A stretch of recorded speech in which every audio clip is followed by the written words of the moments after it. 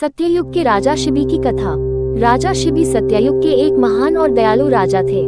वे अपनी दानशीलता, न्यायप्रियता और प्रजा रक्षा के लिए प्रसिद्ध थे। उनकी कथा हमें सिखाती है कि एक सच्चे राजा को अपनी प्रजा की रक्षा के लिए किसी भी हद तक जाने के लिए तैयार रहना चाहिए। राजा शिबी की परीक्षा। राजा शिबी की दयालुता और न्यायप्रियता की परीक्षा लेने के लिए भगवान इंद्र और अग्निदेव ने एक लीला रची। एक दिन एक कबूतर तेजी से उड़ता हुआ राजा शिबी के महल में आ गया और उनके चरणों में गिर पड़ा। वह बहुत डरा हुआ था। तभी उसके पीछे एक बाज गरुड़ भी आ गया और राजा से बोला, यह मेरा शिकार है, इसे मुझे सौंप दो।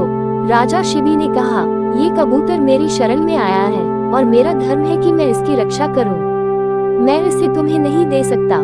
बाज ने तर्क दिया, अगर तुम इसे नहीं दोगे तो मैं भूखा मर जाऊंगा। तुम्हें मेरी भी रक्षा करनी चाहिए।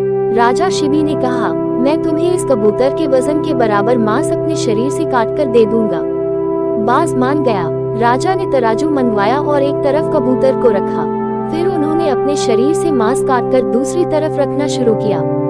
लेकिन आश्चर्य की बात ये थी कि कबूतर का वजन जितना ही मांस रखा जाता उतना ही बढ़ जाता। अंततः राजा ने पूरा शरीर तराजू में रखने का निश्चय कर लिया। जैसे ही उन्होंने ऐसा किया, तभी भगवान इंद्र और अग्निदेव अपने वास्तविक रूप में प्रकट हो गए। भगवान ने राजा शिबी की परीक्षा पूरी कर ली थी। उन्होंने राजा की सत्यनिष्ठा और दानशीलता से प्रसन्न होकर उन्हें आशीर्वाद दिया। भगवान ने उनके शरीर को पुनः ठीक कर दिया और कहा, तुम्हारा नाम युगों युगों तक दान और न्याय के प्रतीक के रूप में लिया जाएगा। कथा से सीख। पहला, राजधर्म का सबसे बड़ा कर्तव्य प्रजा की रक्षा करना है। दूसरा, सच्चा त्याग और दान केवल भौतिक वस्तुओं का नहीं बल्कि स्वयं के सुख स्वास्थ्य का भी हो सकता है।